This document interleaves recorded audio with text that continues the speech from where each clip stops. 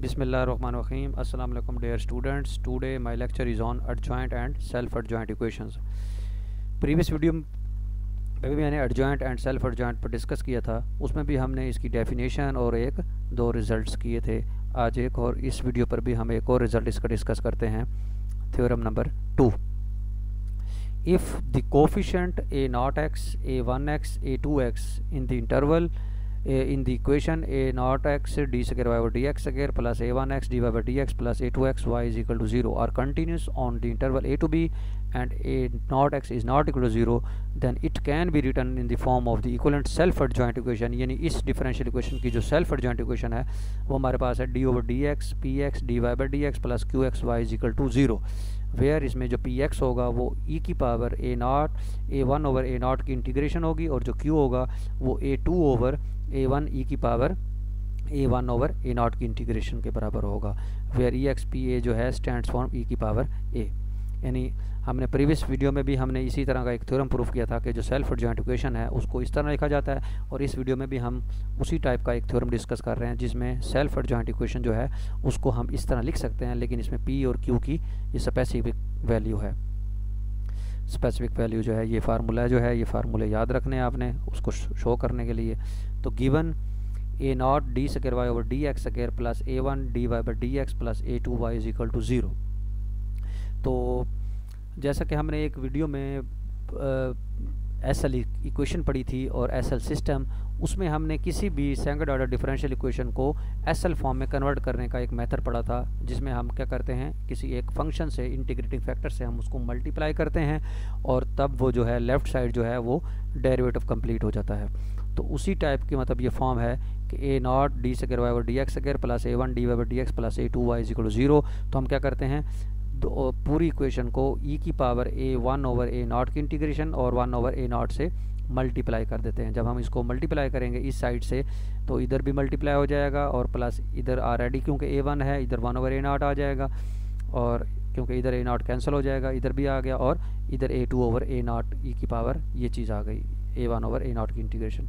तो जब ये आ गया आपके पास तो उन्होंने फिर देन आपने क्या करना है, तो कंपेयरिंग 2 विद दिस, तो जब उन इक्वेशन नंबर 2 को जब इन्होंने इससे कंपेयर किया, जब आप इसके कंपेयर करेंगे तो ये a0 d square y over dx square plus a1 dy over dx plus a2 से, तो आपका d square y over dx square का जो कोफिशिएंट बनता है वो a0 है, तो यहाँ a0 आपका ये है और इधर a0 ये बन रहा है, और उसके बाद a1 जो है वो dy ओवर dx का कोफिशिएंट है, इधर a1 जो है वो dy ओवर dx का कोफिशिएंट जो है वो a1 ओवर a0 e की पावर a1 ओवर a0 का उसकी इंटीग्रेशन। तो देन वी हैव, क्योंकि हम ये रिज़ल्ट जानते हैं कि अगर आप इस a0 का डेरिवेटिव लें, अगर इसका डेरिवेटिव लें तो इसमें डेरिवेटिव जब हमने लिया तो किसी भी एक्सपोनेंशियल फंक्शन का डेरिवेटिव इटसेल्फ होता है, और उसकी एक्सपोनेंट का जब डेरिवेटिव लेंगे तो वो a1 ओवर a0 आ जाएगा। इसका मतलब है a0 का जो डेरिवेटिव है वो आपके पास a1 बनता है। तो which is the condition for 3 to be self adjoint equation, hence 2 is the self adjoint equation. यानी इसका मतलब है ये कंडीशन थी, ये हमने प्रीवियस लेक्चर में भी हमने डिस्कस किया था कि जो सेकंड डेरिवेटिव का जो कोफिशिएंट है वो फर्स्ट डेरिवेटिव का डेरिवेटिव बनता है, उसके बराबर होता है। इस वजह से अगर वो कंडीशन होल्ड हो रही है तो ये सेल्फ एडजॉइंट इक्वेशन है, तो ये कंडीशन होल्ड हो गई, इसका मतलब है वो जो इक्वेशन 3 है आपके पास वो सेल्फ एडजॉइंट बन जाएगी।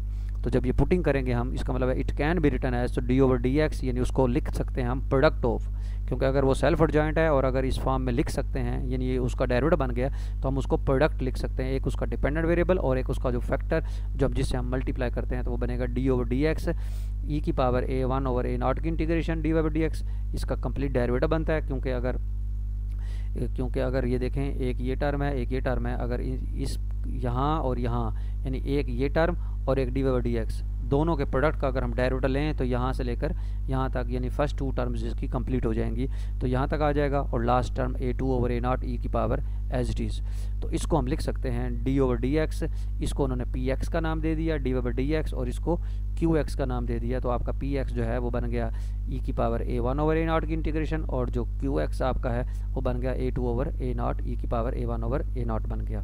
तो हमारे पास थ्योरम प्रूफ हो गया।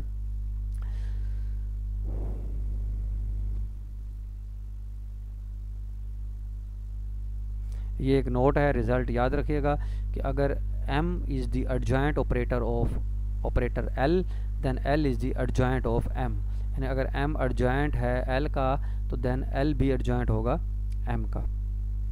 अब इसके कुछ क्वेश्चन देख लेते हैं, मतलब इसको सॉल्व कैसे करना है। वो कहेंगे find the adjoint equation of that equation. तो इसकी एडजॉइंट इक्वेशन फाइंड करनी है। तो आपको दिया हुआ है x square d square y over d x square plus 2x की 3 plus 1 d over d x plus y equal 0। ये आपको इक्वेशन दी हुई है, गिवन है। तो आपने जस्ट इसको कंपेयर करना है। इसके देखें d square y over d x square जो है इसका कोफिशिएंट a0 है और ये आपका a1 हो गया, ये आपका a2 हो गया। तो a1 आपका जो है वो है 2x की 3 प्लस 1 और a2 जो है आपका 1 है। तो हमारे पास न्यू रिक्वायर्ड एडजॉइंट इक्वेशन हम जानते हैं इस फॉर्म की होती है d square y over d x square a0 y minus d over d x a1 y plus a2 equal 0। तो आपने इसके अंदर वैल्यू पुट कर देनी है। a0 आपके पास जो है वो एक्स स्क्वायर है, ये y हो गया minus d over d x, और ये आपके पास a1 की वैल्यू है 2x की 3 प्लस 1 वाई प्लस वाई। तो इसको आप सिंप्लीफाई एक्सपेंड कर दें तो ये बन गया d square over d x square y minus, और ये बन गया आपके पास इसको 6x वाई हो गया, 6x वाई हो गया, क्योंकि यहाँ प्रोडक्ट थ्योरम लगेगा फर्स्ट फंक्शन वैसे ही, और इसका डेरिवेटिव और फिर जमा उसका डेरिवेटिव उसको अलग अलग कर दिया plus y is equal to 0। तो इसमें से हम देखें इसको हम इस फॉर्म में भी लिख सकते हैं, क्योंकि इसमें आपके पास p अलग हो जाएगा और इसमें q अलग हो जाएगा और y वाली टर्म जो है वो अलग हो जाएगी r। तो d over d x 2x y plus x square d over d x minus 6x square y minus 2x की 3 plus y d over d x plus y equal 0। तो इसको जब उन्होंने सिंप्लीफाई किया, एक्सपैंड किया, तो आपके पास ये डिफरेंशियल इक्वेशन बन गई। तो इस फॉर्म में हम इसको लिख सकते हैं। तो ये फॉर्म जो आपके पास बन गई सेल्फ एडजॉइंट, यानी इसकी एडजॉइंट इक्वेशन आ गई है। दूसरे लफ्ज़ों में हम सिर्फ उसके अंदर पुट ही कर दें, सिर्फ यहाँ वैल्यूज़ पुट करके उसको सिंप्लीफाई कर दें तो वो भी आपके पास एडजॉइंट इक्वेशन हो जाएगी, यानी मज़ीद इस तरीके से कैलकुलेशन करने की ज़रूरत नहीं है। इसी तरीके से नेक्स्ट एक और एग्जांपल है, इसमें भी वो कहता है कि आपने शो करना है कि ये जो डिफरेंशियल इक्वेशन है ये नॉट सेल्फ एडजॉइंट इक्वेशन है, और फिर ट्रांसफॉर्म करें it into the equivalent self adjoint equation. तो आपको गिवन दी हुई है डिफरेंशियल इक्वेशन, आपने जैसे उसमें से a0 a1 और a2 कंपेयर किए तो रिजल्ट हमने एक पढ़ा था कि अगर a0 का प्राइम a1 के बराबर नहीं है तो वो सेल्फ एडजॉइंट नहीं है, अगर बराबर है तो वो सेल्फ एडजॉइंट है। तो यहाँ देखें a0 का प्राइम जो है 2x आता है, लेकिन a1 जो है वो माइनस 2x है। अगर ये बराबर नहीं आ रहा तो इसका मतलब है ये सेल्फ एडजॉइंट नहीं है। तो सेल्फ एडजॉइंट में इसको कन्वर्ट करने के लिए हमने फार्मूला जो है पीछे रिजल्ट पड़ा है a0 d square y d x square a1 d y d x plus a2x y equal 0, उसे कंपेयर करें। और ये फार्मूले जो हैं इस फार्मूले से हम उसको दोनों ऑन बोथ साइड, इस फैक्टर से हम उसको ऑन बोथ साइड्स मल्टीप्लाई कर देंगे। अगर इस मेथड से नहीं भी करना तो उसका हमने ऊपर जो डायरेक्ट फार्मूला बनाया था अभी px और qx का, आप उस तरीके से भी वैल्यूज़ कैलकुलेट करके हम उसको कन्वर्ट कर सकते हैं। तो इस तरीके से आप ये इसकी एक्सरसाइज भी देख लें। तो ये भी उसी तरीके से आपने एडजॉइंट और सेल्फ एडजॉइंट के बारे में इसको डिस्कस करना है।